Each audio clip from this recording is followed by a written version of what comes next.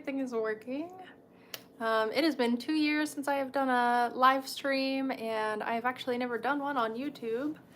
Um, I did used to run a Facebook group for my coaching, and I would do lives there, but this is kind of outside of the box for me, so bear with me if everything goes smoothly. We'll be good to go, but I am so excited. It is the end of the 30-day challenge. It is October 1st, so we've got 3 months left in the year, and that's really exciting. I think most of the time this year, a lot of people get really bogged down and they feel like, oh, I didn't reach my goals this year. I didn't accomplish what I wanted to accomplish. And like by this time of year, it starts to feel like you are running out of energy and running out of time and running out of momentum.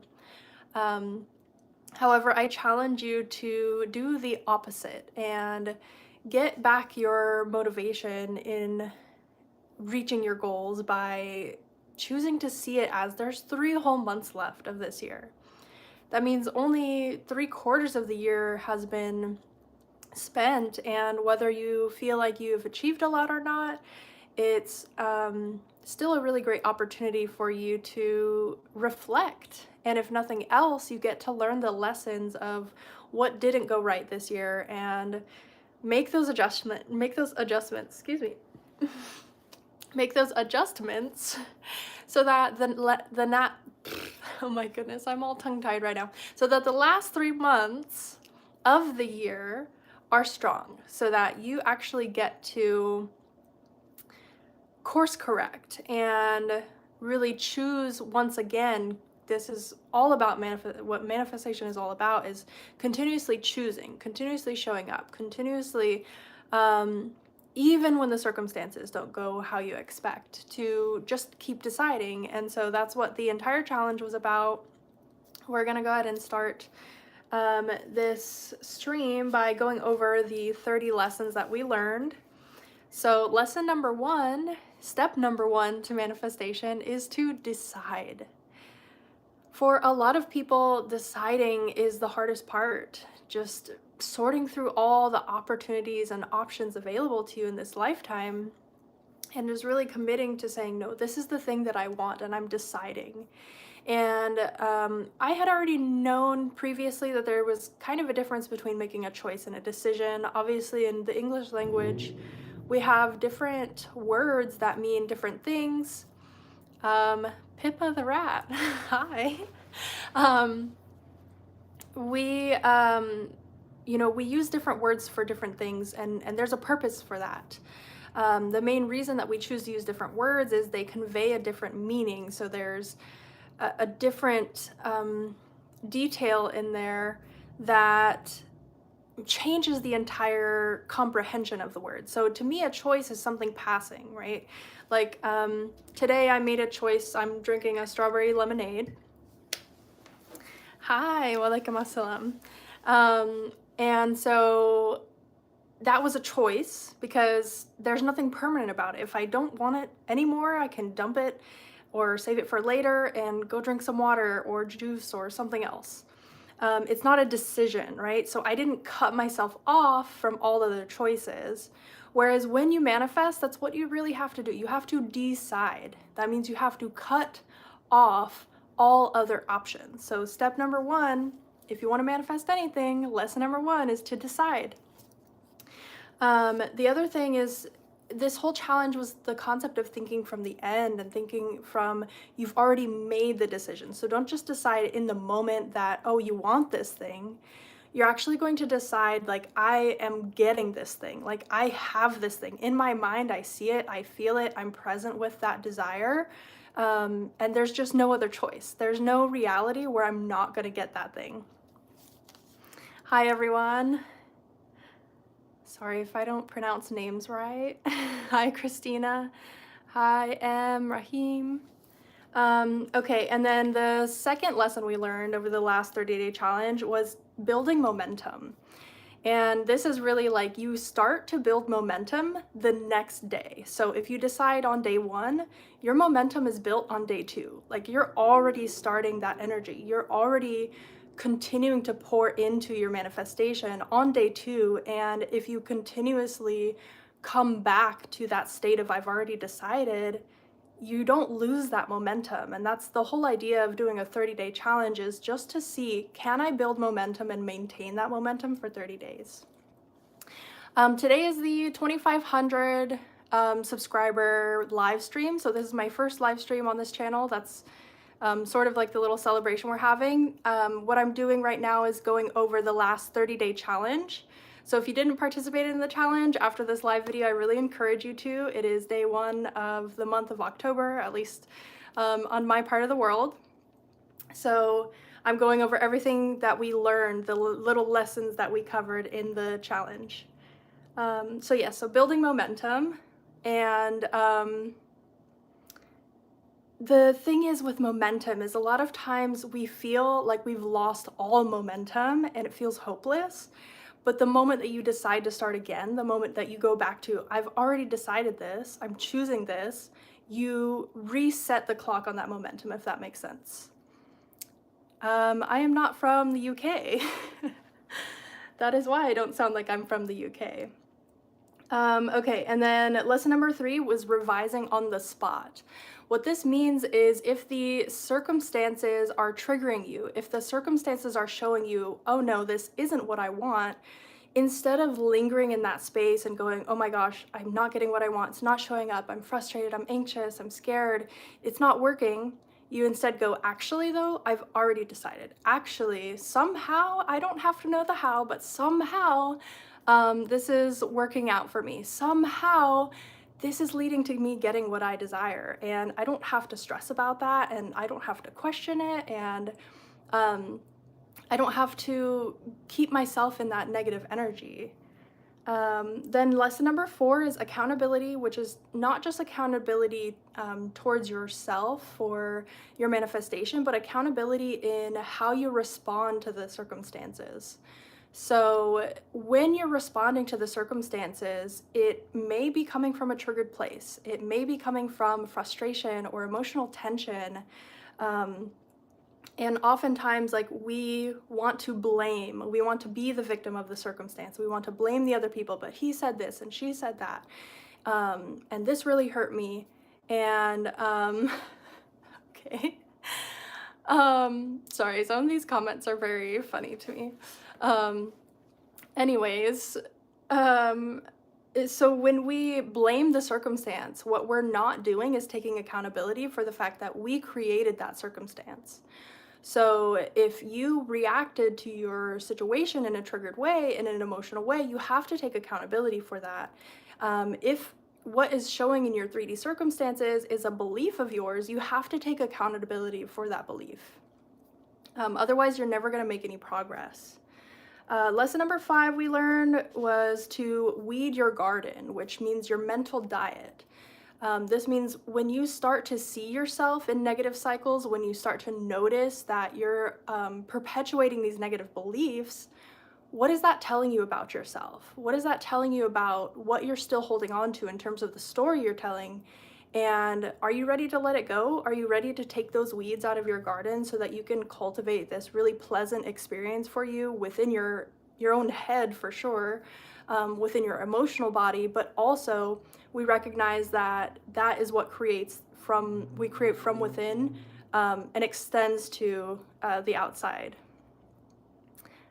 I am not a therapist, and actually most of my coaching clients are Muslim, so yeah, I suppose so. Anyways, so yes, weeding your garden. So keeping up a good mental diet, making sure that you're removing negative beliefs, you're removing that negative self-talk, you're getting the bad out, which allows more room for you to put more good in. Lesson number 6 is don't force it. We don't want to be forcing our manifestations. We don't want to show up and feel like we're trying to control everything. We have to manipulate the circumstances, and we have to try. I mean, even just using the word try is a perfect example. Manifestation isn't about trying something. There is some experimentation, trial, and error, However, the point of manifestation, when you make an assumption, when you say, I've already decided, you don't try to decide, you've already decided. You've got it in your head that, like, this is it, this is what I want, this is what I'm accepting, this is what I know to be true, that I trust that it's happening, I trust that it's unfolding.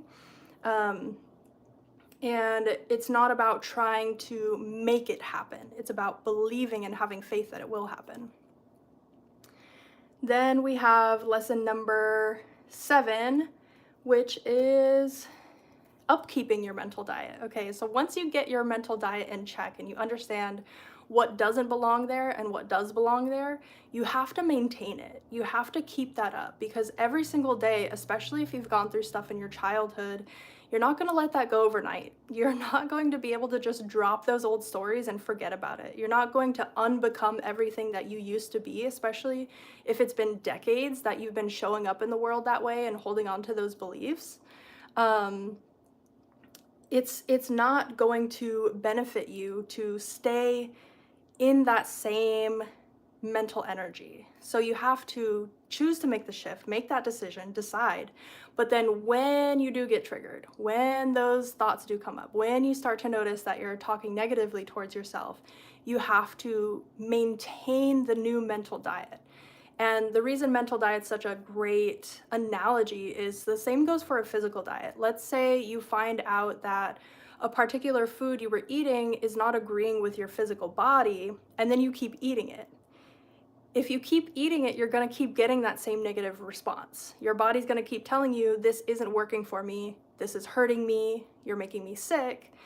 And if you keep putting that sickness into you, you're not ever going to get a different result. So you have to choose to maintain that diet, that choice, over time.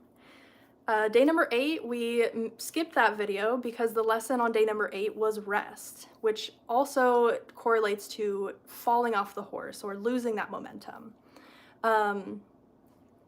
If we choose to view rest as a positive thing, it allows us to be in a more calm energy. It allows us to not freak out about, oh my gosh, I missed a day. It allows us to be appreciative of the time that we do have the energy and presence to work on our goals, to show up and take action that we feel joyful in taking and motivated to take. And a lot of times, the reason that we have a toxic relationship with rest is because we're criticizing ourselves for resting. We feel like we're not allowed to rest. Either you were called lazy by your parents, or you feel like you bought into the hustle culture that is really, really prominent in America. And I mean, not just in America, it's growing and spreading to other countries as well, which is like, you have to work hard, you have to grind, you have to absolutely like sacrifice all of your joy, and you can't rest, you can't, like, no days off. I remember there were t-shirts, I don't know if they still make them, but there were t-shirts for several years, probably mostly prior to COVID, but they all said like, no days off, no days off. And I'm like, why wouldn't you want to take a day off? That's just such an unhealthy relationship with work, and it can become a really toxic cycle of shame, which obviously blocks your manifestations. Then day number 9 was be aware of the progress that is showing up in your reality. And this is referring to birds before land, which is basically when you start to see your manifestation coming, but it's not the full manifestation yet. When you start to feel more confident in your ability to manifest, when you start to see the progress in your mindset, you notice yourself letting go of limiting beliefs, and you notice yourself adopting new beliefs. Reward yourself for that, appreciate yourself for that, celebrate those wins, because celebrating those wins creates more momentum, and momentum is what this is all about. Persistence is just another word for momentum. So when that momentum is lost, you rely on persistence. You go back to that choice of, I've decided, and nothing and no one is going to stop me from this. So make sure that you celebrate along the way when you do see progress. It will help keep you motivated. It'll make persisting easier. Lesson number 10 is go easy on yourself. And going easy on yourself really, again, goes back to that mental diet. If you notice yourself being really critical being really harsh on yourself, like all that's going to do is reflect out into the people around you. And they are going to show you that belief. So if you're critical of yourself, you will receive criticism from others. If you're very hard on yourself, other people will be very hard on you and they won't be very forgiving. Whereas if you learn to stop with that toxic cycle and you learn to be more forgiving and patient with yourself, you will notice in your reality, people are much more forgiving and patient with you. Then we have lesson number 11, the how will appear. Okay, so this is something that every form of manifestation we all kind of agree on, whether you come from law of attraction or law of assumption, whether you are subscribed to any biblical teachings, if you learn from the Torah or the Quran. Anybody who believes in the law of assumption, anybody who believes in the idea of manifestation, even if that's from a factual, psychological, science-backed, behavioral science type of perspective, or if it's from the more, out there, esoteric, spiritual, religious type of perspective, we all agree on the same thing, that like, we don't get to decide the how. It's our job to decide what we want, and we're supposed to surrender to the process of that unfolding. We're supposed to just know it doesn't matter how it shows up, it's going to show up the best way that it can. It's going to show up on the path of least resistance. Celebrating. Sean, are you asking about the topic? This is the 30 lessons we learned in the last 30 days of the 30-day challenge. So anyways, where are we? The how. So the how unfolds in the path of least resistance. And what that means is your subconscious is going to resist certain things. Let's say you want to make money. Well, there are millions of jobs out there all around the world, different kinds of jobs, different pay levels. They require different work. They require different education and skills.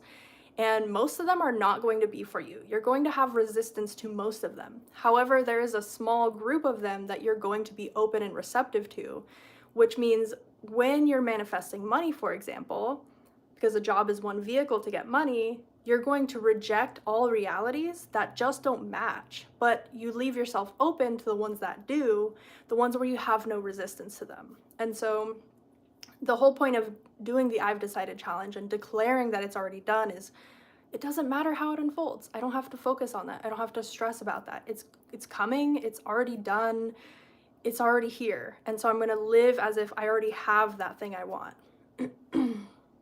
Yes, the membership is only for women. I do only coach women. I know there's not really a way for me to filter out men from the live streams. There's not really much I can do with that on YouTube. However, any type of private coaching container, I do only coach women. That's a preference of mine, as well as I've only ever coached women in my businesses. So that's where I'm comfortable with. But there are many other coaches out there. So hopefully you find one that you like if this is not an option for you. So, lesson number 12 is let the work on you. And I always talk about this. I always talk about how when you're manifesting something, and if you feel like it's not working, you're paying attention to the outcome as opposed to the results that you're getting internally. So there's extrinsic motivation and intrinsic motivation. And the extrinsic is the outside of you, right? You get the money, you get the fame, you get the praise, you get the compliments, you get the stuff, you get the physical health that you want, you get the test results you want to see, you get the grades you want to see, you get the promotion, etc., etc. And there's nothing wrong with external motivation. We have both kinds as human beings because they're both useful. However, if we're relying solely on external motivation, we are going to quit, because sometimes it takes years to do something. If you want to be a doctor, you're not going to be a doctor overnight. However, if you show up every day and you say, I'm going to be a doctor, I'm becoming a doctor, and you start taking the action steps required wherever you live to actually do that and accomplish that, at some point you're going to make that your reality. And while you're going through the hardship, while you are going through the changes, you are becoming that person. And so there's intrinsic value in that. You get to see your own transformation. You get to feel motivated.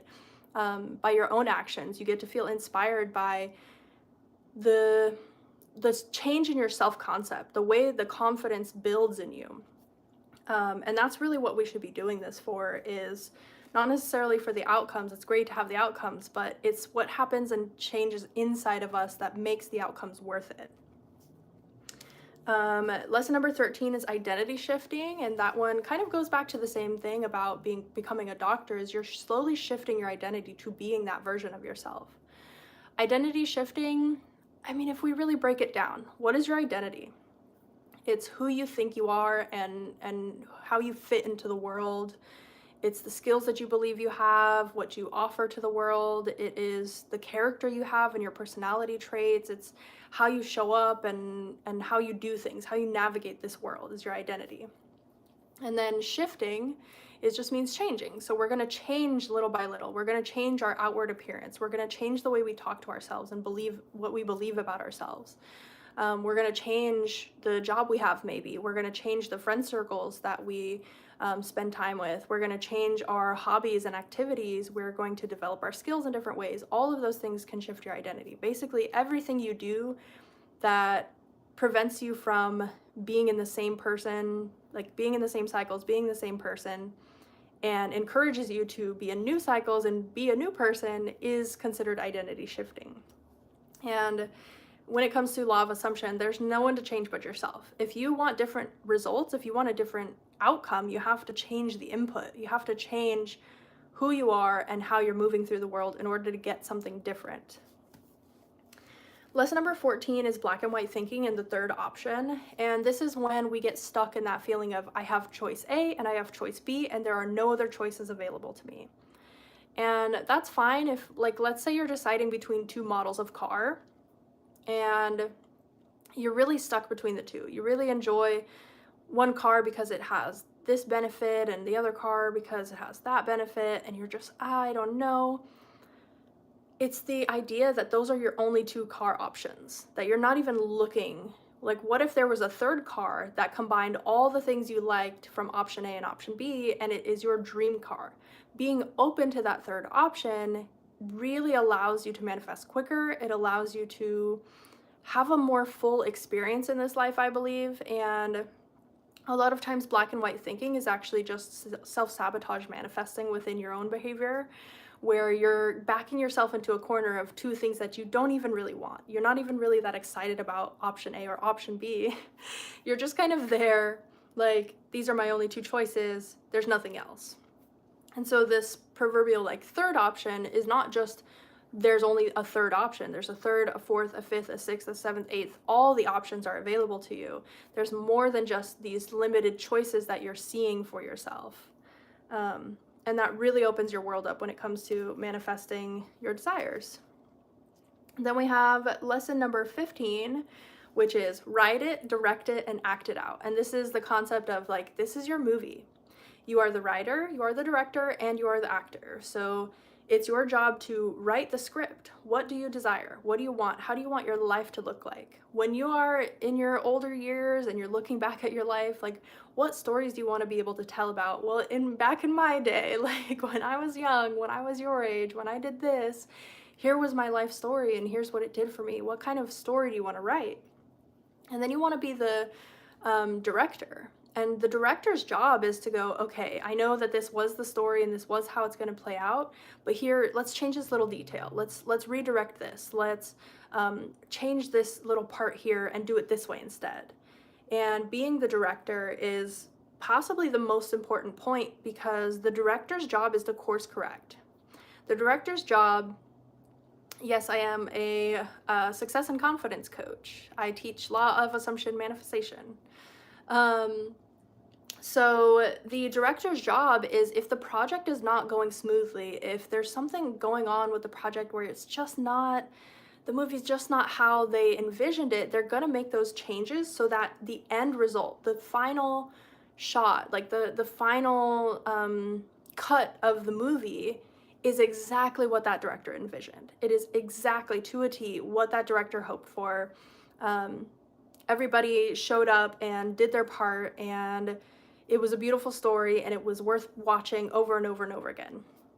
And then obviously you're acting it out. You're the one, this is your life. So you're the writer, you're the director, and you're the actor in that movie. So day by day, you're going through your life, you are playing out that script you wrote for yourself. So if your script says, I have low confidence, I suck at everything, I'm a terrible person, that's the character you're portraying.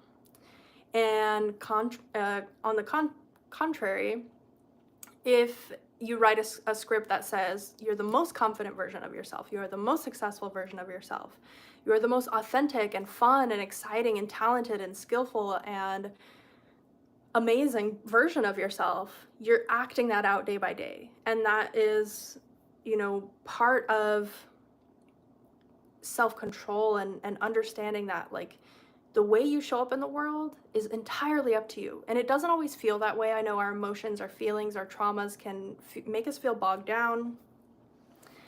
You're 15. Why are you watching this random live stream? At 15, yes, you can manifest. We are manifesting our entire lives. But yeah, this is more for people who are striving to become their most confident and successful selves. So if you're 15 and you feel like that, then that's great.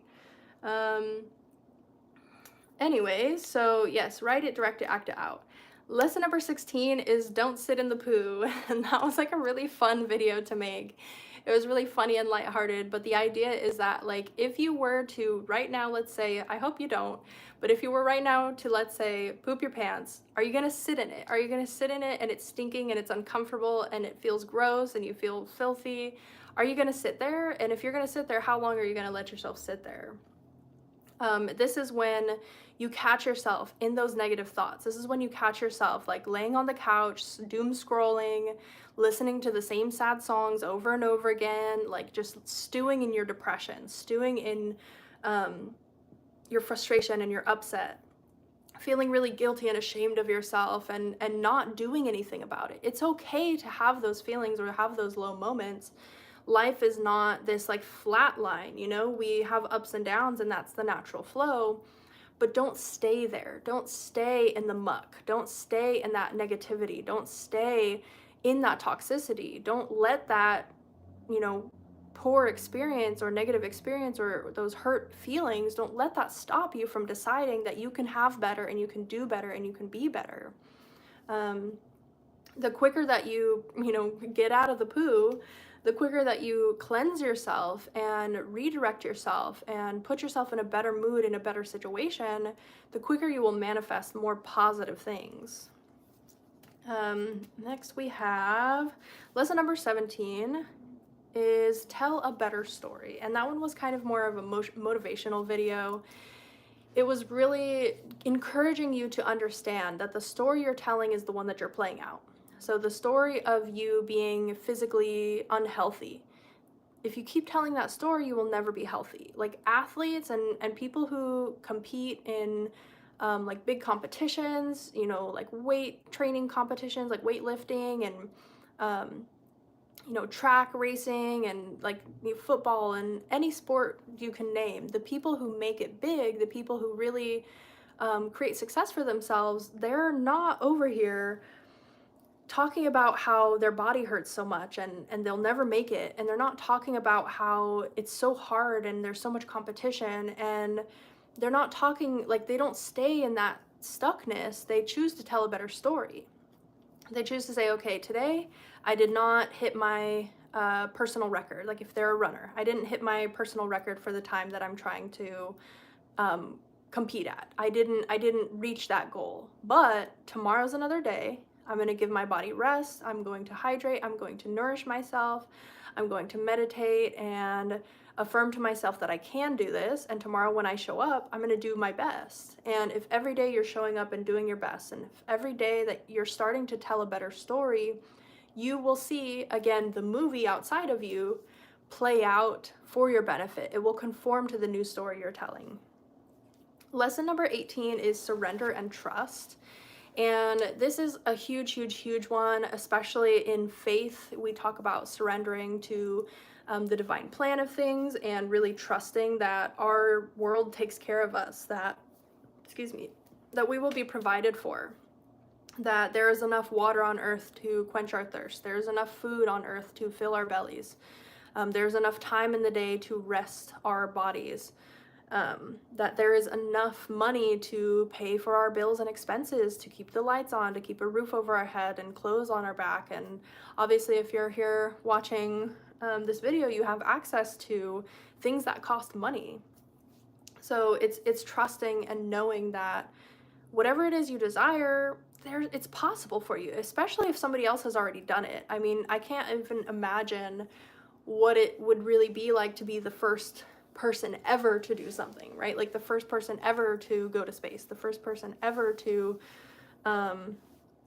like invent a certain thing. Like I can't relate yet. I mean, we'll see if I ever do anything that substantial, but the idea is, if you can create enough trust that it's going to happen, if you can lean into that and surrender to the how, because again, we don't get to decide the how. If you really just sit back and go, okay, this is all right. However it's happening, this is all right. Whatever's going on, this is all working out.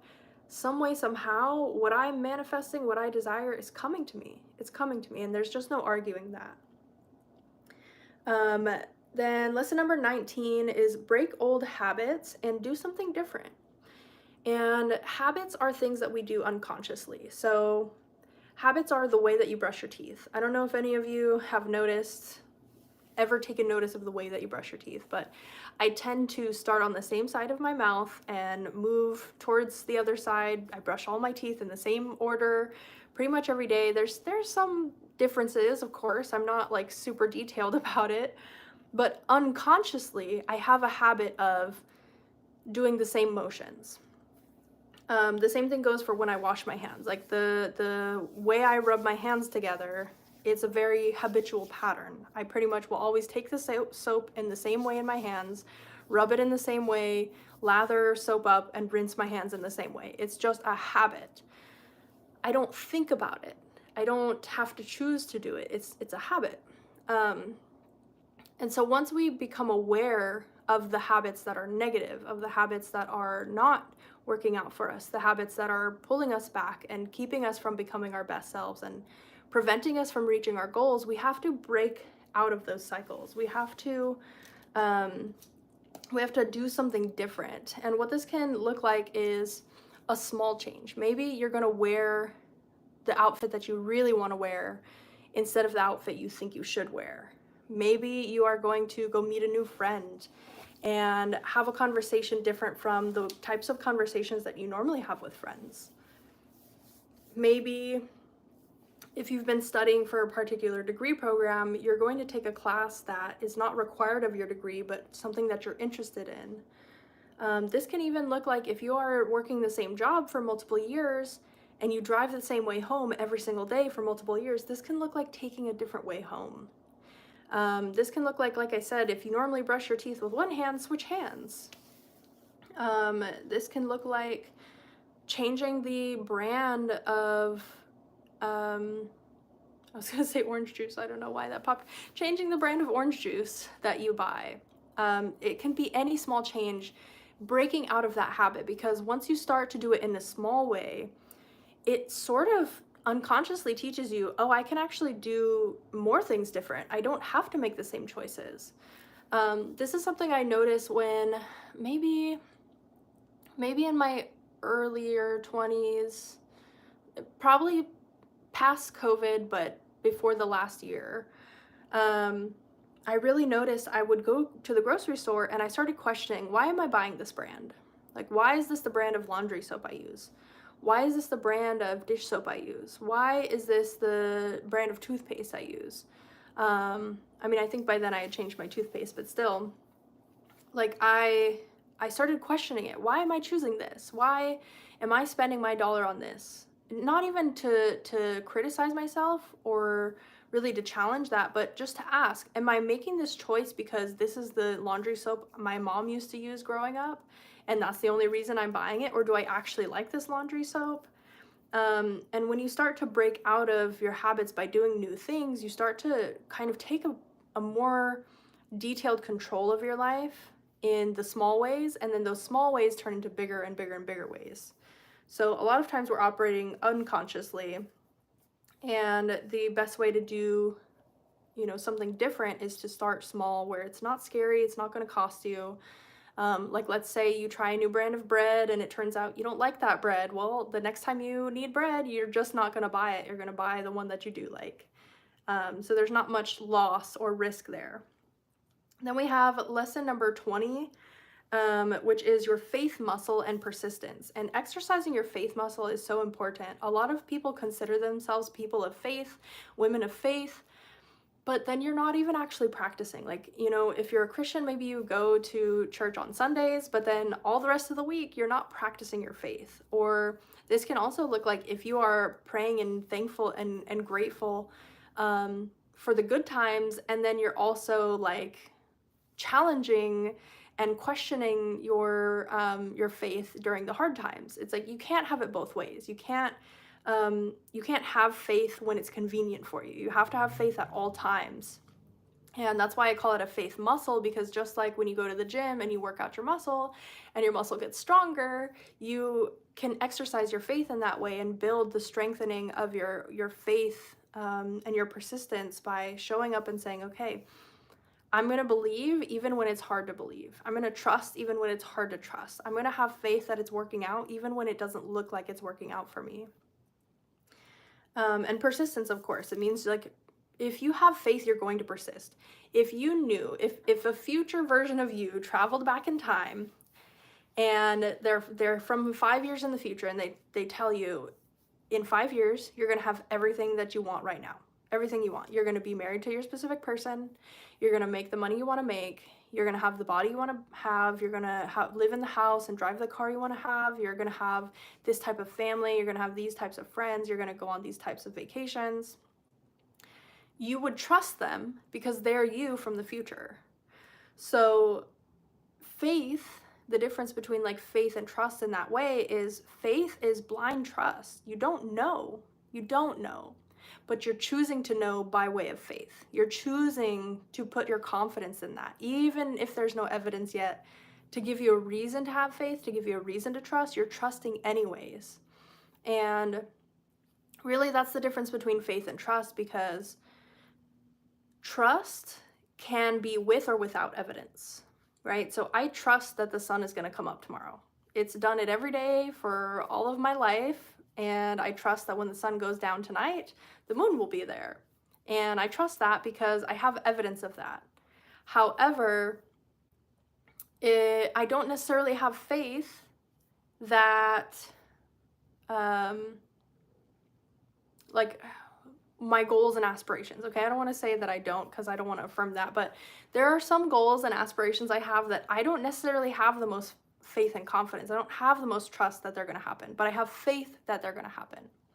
I'm leaning into that faith muscle and going, you know what? I can't trust that it'll happen exactly how I expect it to. I can't trust that it'll happen in the time frame that I hope it will, but I'm going to lean into my faith, and I'm going to say, well, I would rather live my life as if I do have what I want. I would rather live my life as if I can trust that and lean on that faith. And that's really what allows you to persist when the circumstances are showing you the opposite, especially. Then we have day 21's lesson, which was navigating anxiety. And navigating anxiety is all about calming, regulating, recognizing and acknowledging what's going on, and then believing you're stronger than that. So when you feel anxious, it's because the fear feels bigger than you, and you feel small and you feel weak and you feel like, I can't overcome this fear. I have no way of like fighting it. It feels big, it feels heavy, it feels too much. Anxiety really is that feeling of like, you're helpless. You can't do anything about it. And oftentimes anxiety is coming from a fear that is not even real, a fear that is completely projected by subconscious and limiting beliefs. And there's no weight, there's no gravity to the anxiety, because most of the time, and I say this as someone who overcame anxiety, most of the time if you're feeling anxious, whatever you're anxious about isn't actually going to happen. Like, it's just not going to happen. It's all in your brain, it's all in your head. There's so much time and energy wasted in those anxious moments that could instead be funneled into doubling down on your desires, doubling down on your affirmations and whatever it is you're manifesting, and truly just saying, I've decided you're not going to stop me. Anxiety and fear, you're not going to stop me. All of these emotions I'm feeling, you're not going to stop me. Like, I'm getting what I desire. Day number 23's lesson was taking action. And that was maybe one of the most important lessons of the last 30 days is a lot of clickbait, trendy, jumping on the bandwagon manifestation teachers are going to tell you you don't have to take action because they were able to manifest a couple of things without taking action. Now, I have manifested free food, free coffee, free beverages. I've manifested clothing. I've manifested gas. I've manifested gift cards and presents and phone calls and text messages and things like that without trying, without going, I'm going to manifest this. I didn't have to put forth an intention or effort and it manifested. I pretty much just passively thought. Like, there was this one time that I was manifesting more food because I was just like, I kind of just want to test it. I want to test it. Can I get free food? Like, if I just put that thought out there very casually, if I just say, oh, I'd like to manifest free food, and then I don't think about it again and I don't stress about it and I don't do anything, can it come? Yes, of course it can come. Like, we manifest out of thin air and we manifest without taking action all the time. Manifestation is always in effect. So yes, of course we do. However, taking action in manifestation, it's not about taking action to get something. It's taking action to be somebody. So instead of taking the action to go get the money, you change who you are and become someone who is worthy of getting that money, and then getting the money becomes easy. So like, the way that I show up in my business now is completely different than 4 years ago. 4 years ago, I was like scrambling. I was taking so many actions. I'm like, I'm taking these classes and I'm trying this program and I'm trying on Facebook and I'm trying on Instagram and I'm trying on YouTube and I don't know what I'm doing, and it was that energy of like, I'm trying, I'm taking these actions because everybody told me in the business world, this was before I really understood manifestation, they told me you have to take action. So I was frantically looking for ways to get what I wanted. I wanted a successful business and I was doing things to get it. And it wasn't until maybe a full year into business, maybe even longer than that, that I was looking at myself and I was going, I've become something different. I'm a different person. And then it clicked for me. Oh, I now have these different results in my business because I became somebody different. It's not that I took the action. And even in building this channel, this is the 2,500 subscriber live. I wasn't forcing that. I wasn't constantly thinking about that. Every single video I posted, I wasn't like, oh, I got to get to my subscriber count. I got to get to my goal. I got to get to this. I'm only posting this because of this. No, I posted videos because I enjoy who I am when I film these videos. I enjoy sharing this part of myself and being this version of myself in my business because it makes me feel confident and it makes me feel helpful, and it helps to reflect positively on my self-concept when I get to help other women elevate themselves and get unstuck and get themselves out of negative mindsets and break those habits and manifest what they want. It feels so rewarding for me. So I don't do it to get these milestones. I do it because it feels right to be this person. And the more I grow as a person, the more I grow in terms of how I see myself and how I perform in the world and in relationship to business especially, my business shows up differently. I get different results. I get more and more coaching clients. I get clients who are coming back to me saying, thank you, thank you, thank you. Like, you woke me up, you got me out of this. Like, I'm getting progress with my specific person. My health has improved. Like, my mental health is getting better. Like, I'm having more faith. I'm believing in myself. And that's exactly why I do it. Because that feels inspiring to me and I love to inspire other people in that way. So taking action, don't take action to get what you want. Take action to become who you want to be. And then what you want will just come into your reality, like as a result of who you've become. Lesson number 24 is you get what you tolerate, not what you deserve. So raise your standards. And what this really is applicable to is if you are in a job and you're not being treated the way you want, and you're not being paid the way you want, and your hours are not working for you, and your workload is not good for you, and you don't feel like you have a healthy relationship with your work-life balance, you don't have to stay there. You're tolerating that. You are telling yourself by tolerating it that you deserve that you don't deserve better. And a lot of women are like this, especially in career and relationships, is they will tolerate less than, I believe, what their heart knows that they deserve, because they're stuck in that mindset of, I don't believe in better. I don't believe I can have better. And so they have low standards for themselves. If your baseline is you can only work minimum wage jobs where your hours are crazy and you get treated poorly, like that's all you're ever going to get. So it has nothing to do with what you deserve. It has everything to do with what you believe you deserve. So if you believe you deserve more, you have to start tolerating more.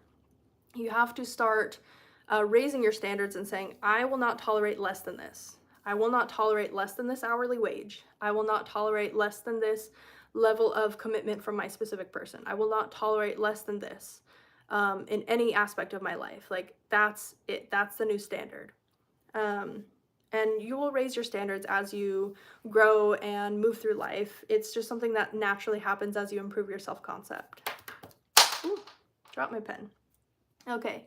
Then we have lesson number 25, which is self-sabotage. And self-sabotage is something that happens subconsciously. So most of us are not choosing to wake up and go, you know what, I need to take care of my physical health. I want to be a healthier person. And then we go shove our faces with junk food and stress out and get poor sleep and watch too much TV. Like, we're not consciously choosing both of those things. We're consciously choosing to be a healthy person, and then our subconscious comes in and sabotages that. And that's why it's called self-sabotage, because it's you versus you. But once we identify where we're self-sabotaging, right? So I used to have a trigger where if I got really stressed, I would go have a snack because that would regulate me. It would take me away from whatever I was thinking about. It would give me something better to focus on, and it would like emotionally coddle me in those feelings so that I would feel validated in whatever frustration, I was experiencing. And even though intentionally I was like, I want to be a healthy person and I want to show up as my best self, then I would have this subconscious, this automatic habit of going to eat every time I got stressed. And when I realized that, I was like, wow, I'm really harming myself by doing this. And this really isn't helping me, and it's really not healthy. And you know what? I'm going to choose to stop this cycle of self-sabotage. I'm going to choose to become aware of it. And every time it happens, instead of shaming myself and going, oh my gosh, you're so unhealthy, you're so terrible, you know, you'll never lose weight, you'll never be healthy, you'll never reach, you know, your goal. Instead of that cycle of shame, which was also part of self-sabotage, I was like, no, you know what? It's okay. It's okay. If I got triggered today, it's okay. If I felt really stressed, it's okay. I'm learning and I will do better tomorrow. And the day is not over. I can do better the rest of the day. I can make sure that I drink water. I can make sure that I get enough sleep. I can make sure that I'm taking care of my health in other ways, so that at least if I have this one failure, I'm not throwing the whole day away. Because oftentimes when you're stuck in a cycle of self-sabotage, that's what will happen. You will notice yourself failing, and then you'll shame yourself for failing, and then that will create more failing habits, like more self-shaming habits, more self-harming habits. So we definitely don't want to do that. We want to stop the cycle of self-sabotage. We want to be forgiving and patient with ourselves and really get ourselves out of that. Then we have possibly one of the most talked about lessons. Day 26, we covered feeling is the secret. And so many people, I think because of the book The Secret and because of law of attraction, they think feeling is the secret means emotions are the secret. That, oh, if you just feel good all the time, you get good things all the time. That you can't possibly manifest if you're experiencing pain. You can't possibly manifest if you're experiencing sadness or grief. You can't possibly manifest if you're in a bad mood. Wrong. We're debunking that right now. When Neville said feeling is the secret, he meant if you've ever walked into a room and like there's just this person in that room and you're like, I don't know why, but I just know that that's not a good person to interact with right now.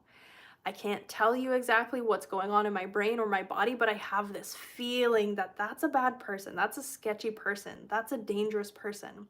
That's your instincts coming in. And for whatever reason, those instincts are true for you. And so what actually happened is because you felt so right in that moment, because that feeling of I know this to be true was so strong, then you manifested that version of them of they're not a good, safe, healthy person.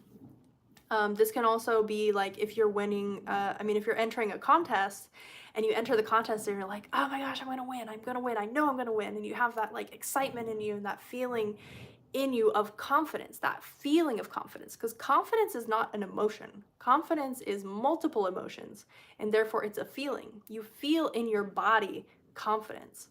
And so when you lean into that feeling of confidence and you just know, I'm gonna win, I know I'm gonna win, I'm gonna win, and you see it, then you manifest winning. Like that's how manifestation works, is it's just knowing. It's when you know and there's no way to tell you that you're wrong. There's no way to tell you otherwise. Like you know what you know, and no amount of evidence and no amount of conversation and no nothing is going to shake that assumption in you. And therefore, by the law of assumption, by law, that assumption must manifest. It has to. And I've experienced this many times in my life, definitely with people, definitely with circumstances. And it can be small manifestations or big manifestations. Feeling being the secret is that feeling of knowing, that feeling of it's going to happen is the only thing that manifests. So that's a very important lesson. Then we're on to day 27, which was like 3 lessons in one. So it's be calm, stay focused, and surrender. They're kind of all the same thing, but like one step after another. So when you can get yourself to a place of calm, you can tune into that feeling state. You tune into your body, you can tune into your sensations, you can tune into your emotions and tune into your thoughts. And the calmer you are, the clearer that information is to you. So when you're frantic, when you're anxious, your thoughts are racing, your emotions are all over the place, you're feeling multiple things in your body at the same time, all these different signals, you're not really going to be able to stay focused because everything right now is calling your focus. You're like, I'm focused here, now I'm focused here, now I'm focused here, now I'm focused here, and it's not a direct, strong, singular current of focus. And so be calm in your manifestations. When the circumstances are circumstancing, right? When the triggers are triggering, when the 3D is showing you everything you don't want, you just have to be like, okay, I'm calm about it. This doesn't mean anything. This doesn't mean I'm not gonna get my manifestation. This doesn't mean that it's not gonna come at some point. This doesn't mean anything. This means nothing to me. I can be so calm right now because this moment is not bigger than me. And then staying focused, and this is like persistence. If you are constantly changing your mind, like, oh, I want to do this, like career especially, is something that I've struggled with in the past because entrepreneurship I didn't believe was an option for me. I had a lot of limitations. And so I was constantly looking at careers like, oh, maybe I can do this for a career, maybe I can do that.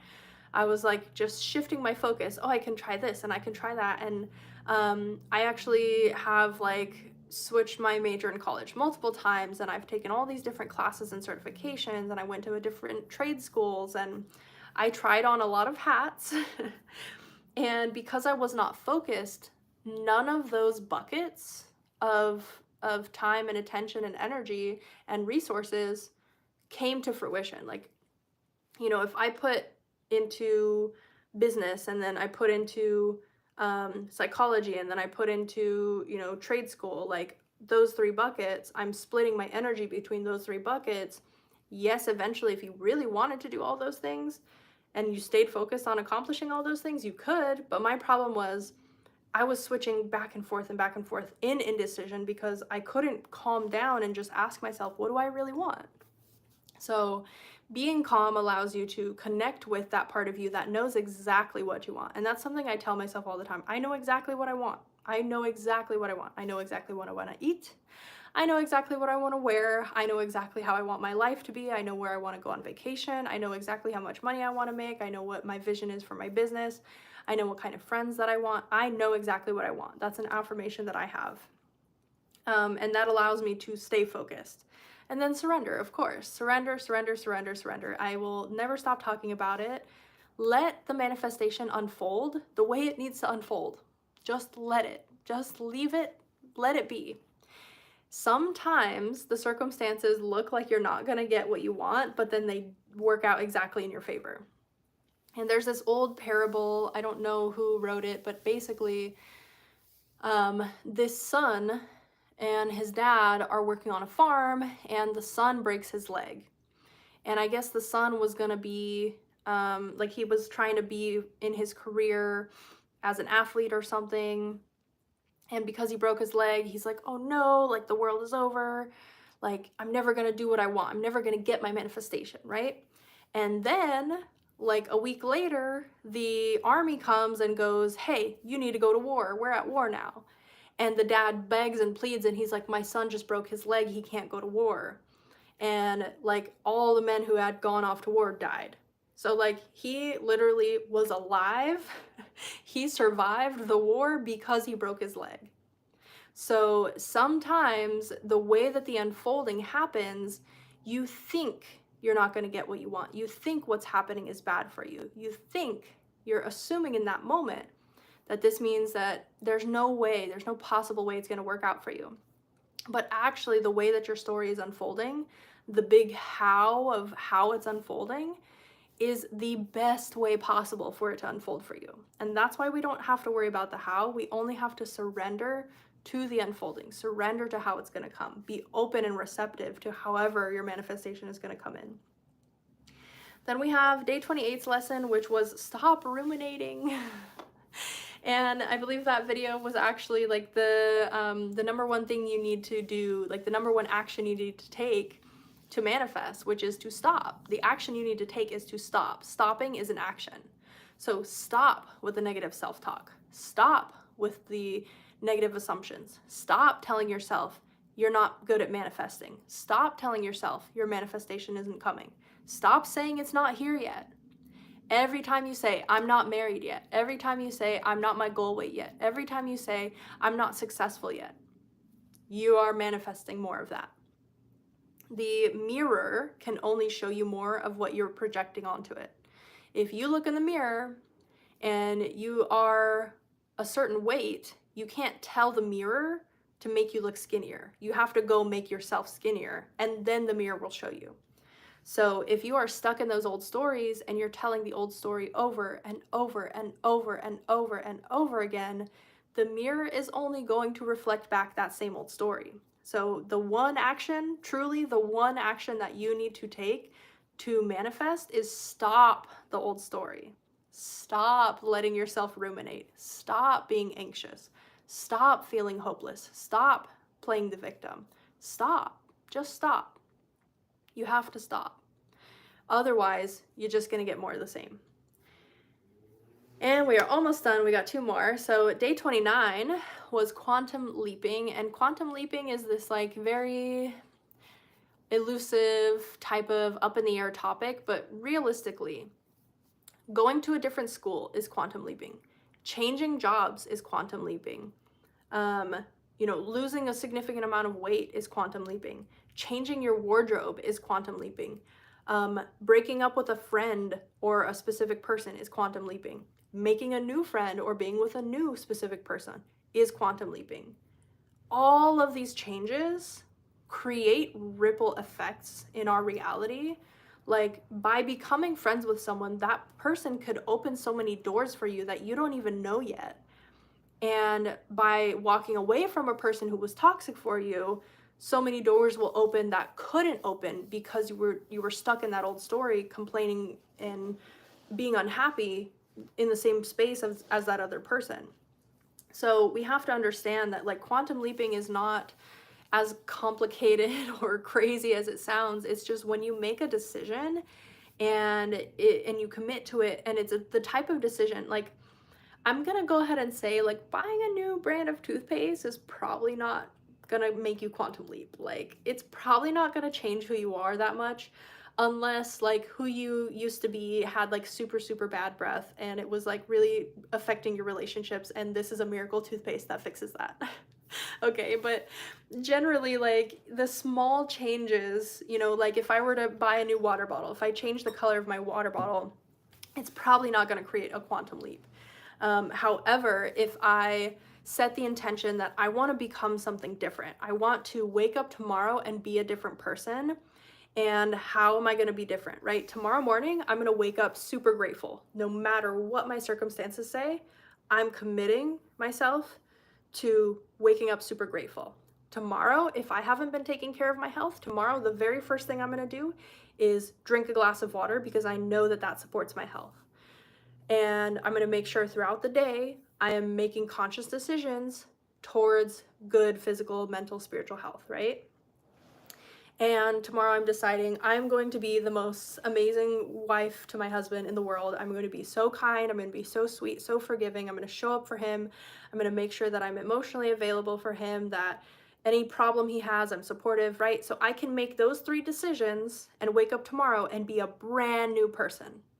I can make those 3 decisions and wake up tomorrow and quantum leap, so long as tomorrow is not the only day I make those decisions.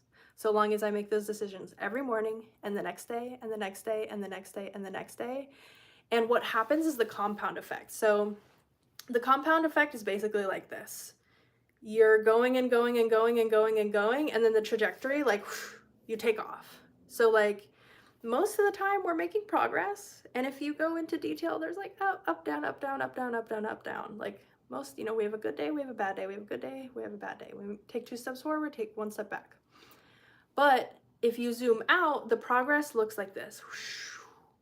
So the compounding effect is all that little progress you made all that time, all along the way, those micro decisions you made to invest in yourself, to believe in yourself. One day you hit this turning point where you absolutely skyrocket in your progress. And that turning point is where most of us, in hindsight, we look back and we go, oh, that's when I quantum leapt. But in order to set yourself up for that, you have to be persistent and consistent in your decision making. And you have to say, you know what? If I wake up tomorrow and I want to be a different person, I get to do that. And if I choose to be a different person and show up in the world in a different way, nobody's going to stop me, and that's going to pay off for me. That's going to be a really good thing for me. Then we have our final lesson of the 30-day challenge, which is revision. And this lesson perplexed me for a very long time. It really frustrated me for a very long time. I tried it in every aspect of life and it never worked, and I'm like, what am I doing wrong? And I know that that's obviously an assumption that creates more of I'm doing stuff wrong. But what I had to realize, and something I learned about, like, scientifically about memories, is that memories are living. Memories are like books that we take off the shelf and we open the memory and we look at what's already there and we write either more of the same that's already there, or we erase what used to be there. And when we put it back, that memory gets stored with that revision. So sometimes this can look like, as we age, we forget details. There's just not enough room in our massive library of memories to keep every single little detail about every single little event. And so we'll erase that. And sometimes also, like, if the memory is particularly traumatic, every time we take that book off the shelf and we look at it, we're gonna write, yeah, and this was really horrible, and it's still really horrible, and it's still really hurting me, and it still really sucks. And then you put it back on the shelf, and then the next time you read that traumatic memory and you open the book, you read, yeah, this bad thing happened, and it's still really horrible, and it's still really traumatic, and it's still really painful, and it still really sucks. And then you're gonna keep writing. And all this time later, it still really sucks. And that's the old story. And so every time that you put that memory book back on the shelf and you take it out, and you put it back on the shelf and you take it out, it's a living memory. You're rewriting it every time that you pull it off the shelf. So if you want to change that memory, again, if this is the big giant encyclopedia of your childhood and you want to take the whole encyclopedia off your childhood and revise it, that might take some time. It might take some work. Depends on how resistant you are to it. I would rather acknowledge I had a difficult childhood. I'm not trying to erase all the history of my childhood, but instead what I do is every time I think of my childhood, here's what I write in those books. And it all turned out okay. And it all worked out for me. And I still turned out to be a good person.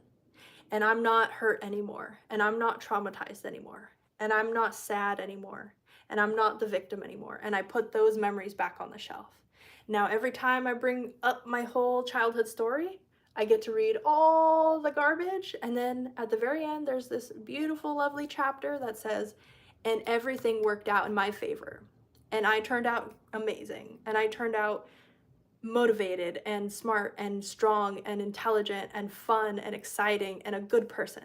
I turned out good. And then I go put that back on the shelf. So one method of revision is the idea of taking the memory book off the shelf, erasing what you don't like and writing what you do like, or just erasing what you don't like, or just writing what you do like. And that's going to happen regardless. That's just how memory works. Where I got stuck with revision is the memory books that I would bring up and I couldn't erase. No matter how hard I tried to erase, I couldn't erase the old story. Every time I pulled those books off the shelf, I re-traumatized myself. I felt that same pain. I felt that same discouragement. I felt that same frustration. And so every time that memory would be recalled, it was building and building and building. I was growing more frustrated and more traumatized, and there was more pain because I was reaffirming the same story. So instead of revising that way, here is my method of revision that absolutely has worked for me in every area of life.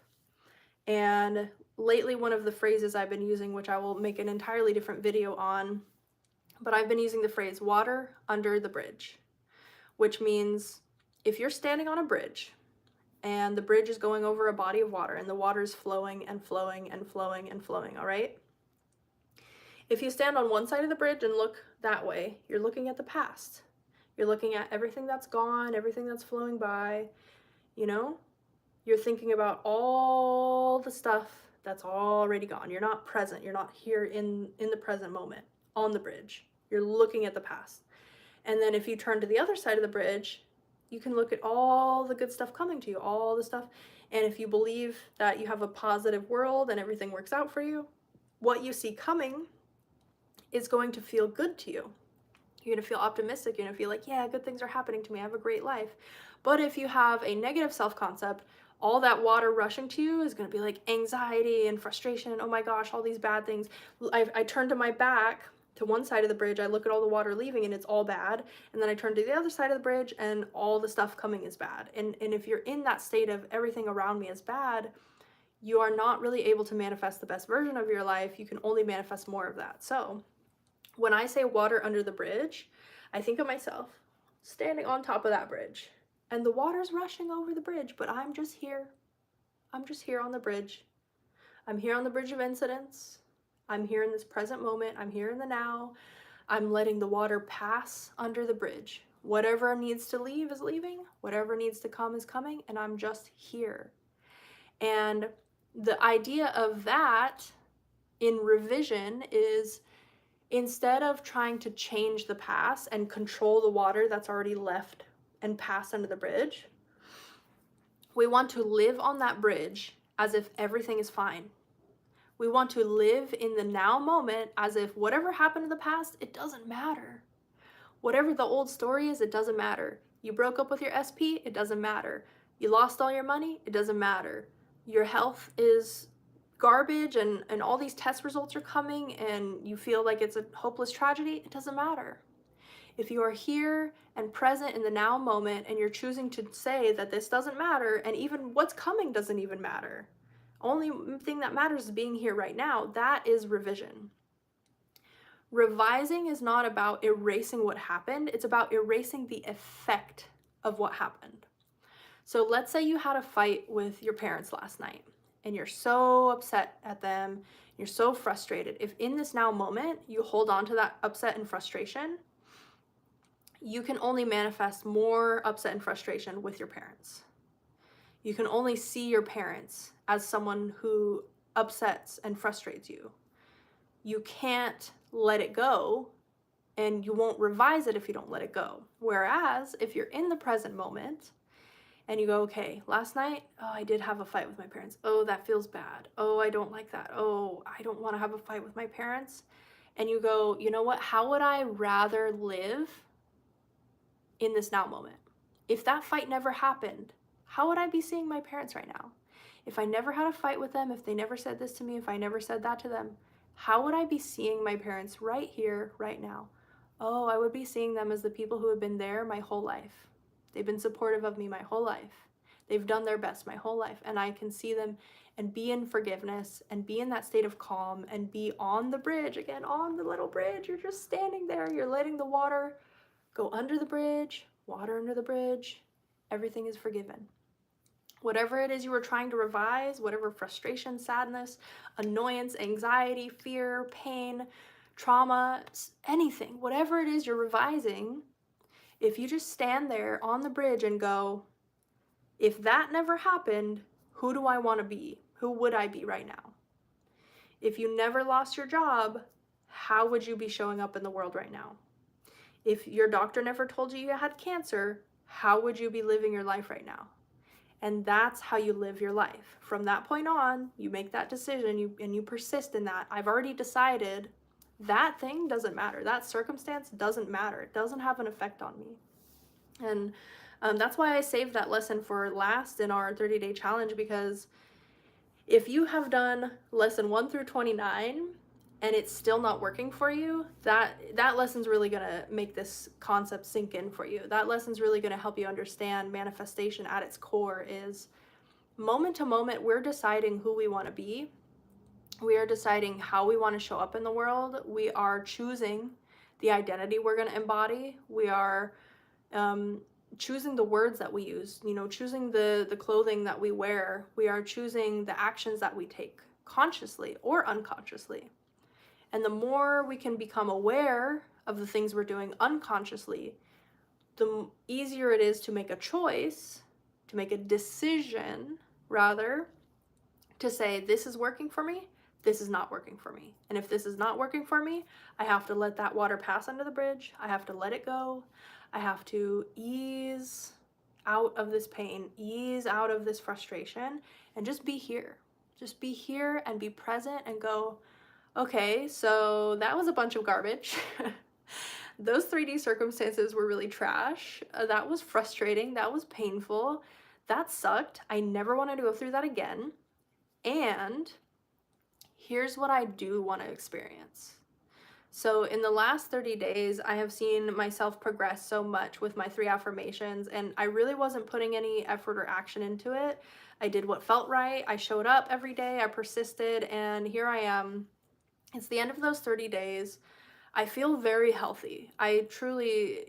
So my affirmations were, I'm a healthy person, I'm an expert at manifestation, and I'm experiencing all of my desires right now. So honestly, the past 30 days have been so easy to feel like a healthy person. It's been so easy to look at myself and go, wow, you have lost a tremendous amount of weight. You can walk for an hour and you don't even get tired. In fact, you feel more energized, like your body is able to support you throughout the day.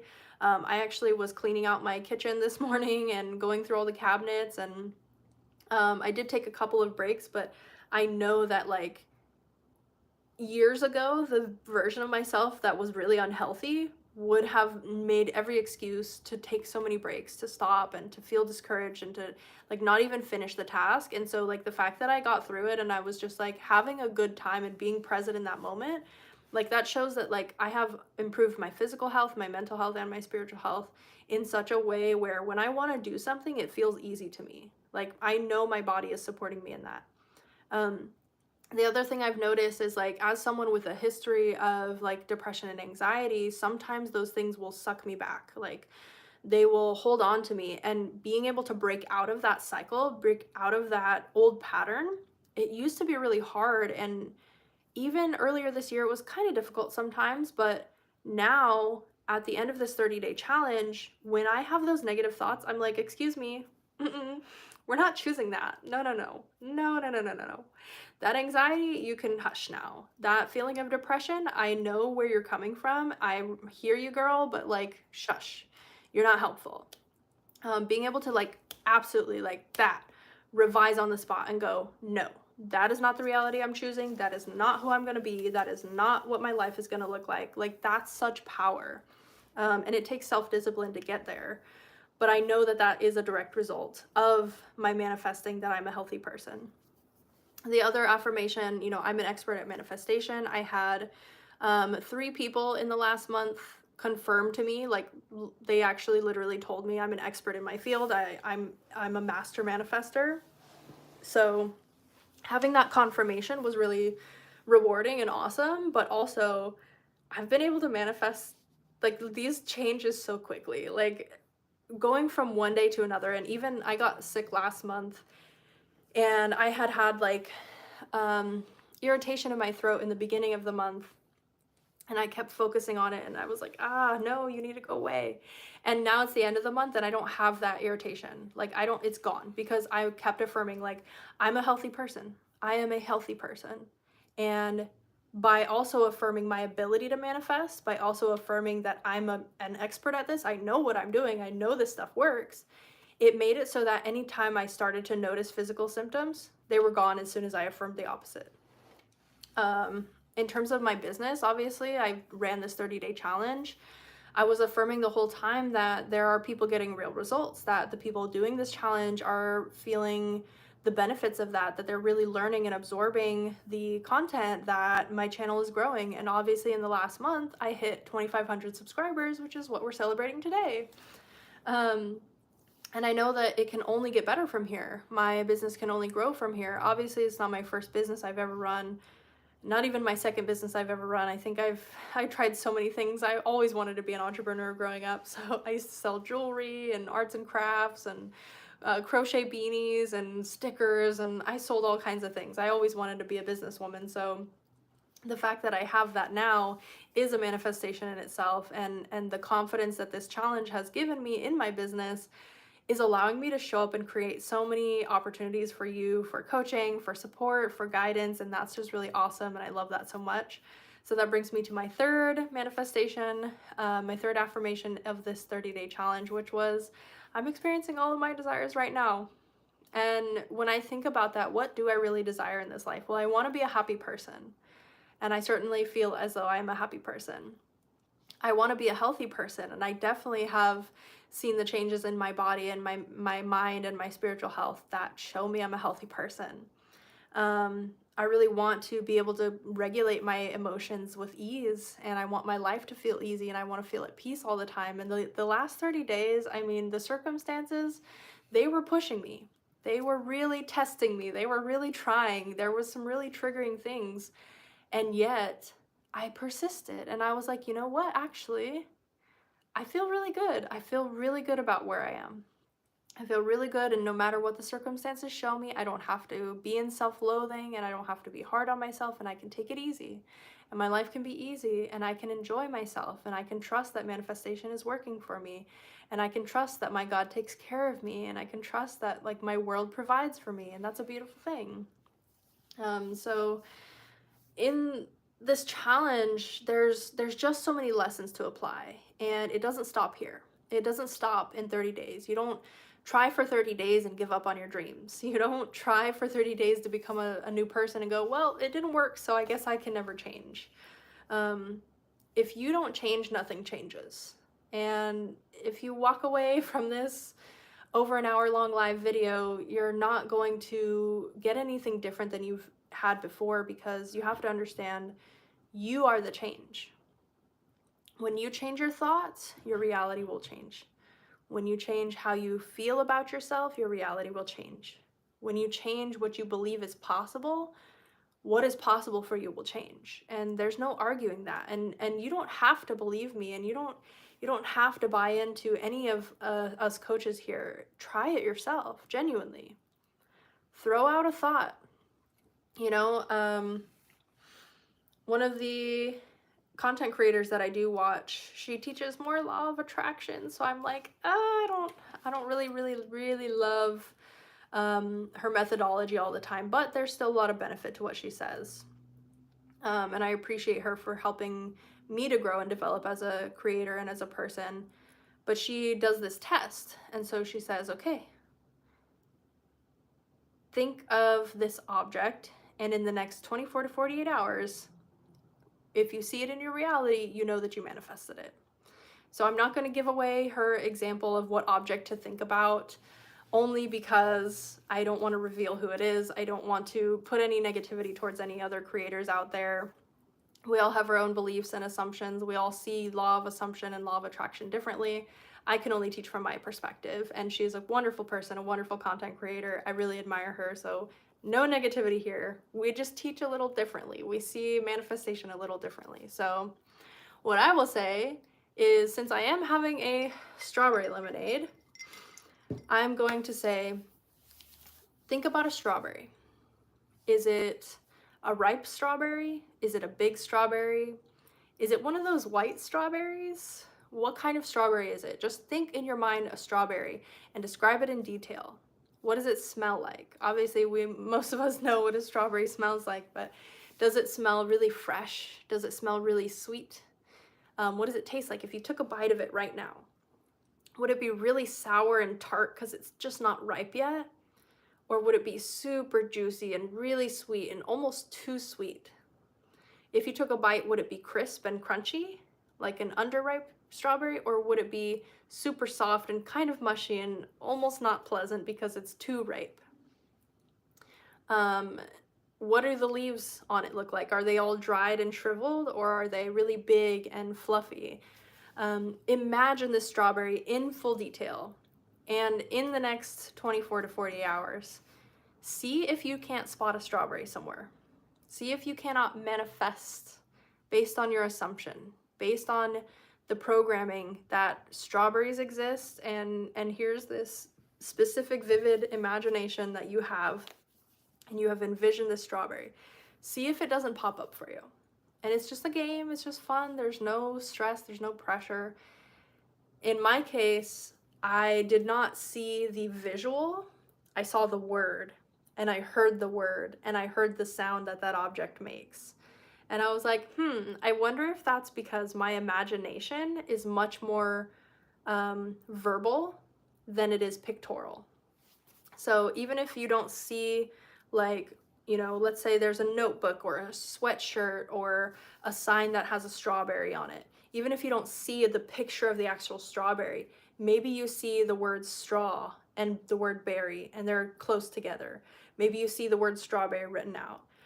Maybe you go shopping and there's a lip balm that's strawberry scented. You know what I'm saying? Like, open yourself up to however this strawberry shows up for you, and let that be a reason for you to believe in your ability to manifest.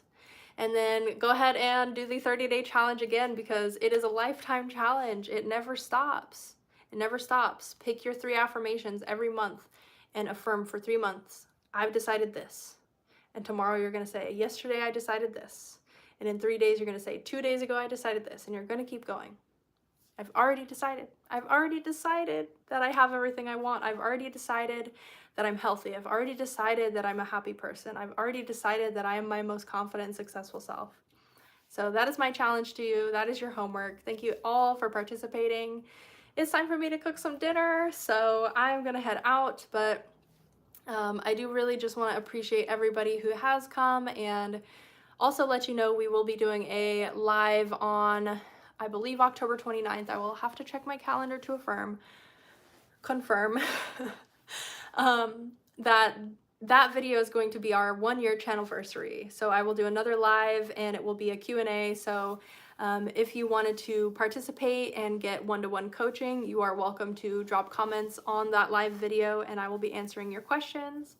And yeah, so I'm gonna leave it here, and thank you everybody who has participated. Thank you to all my subscribers and everyone who's shown up for me. I can't wait to see what happens in the next year, so thank you. Bye.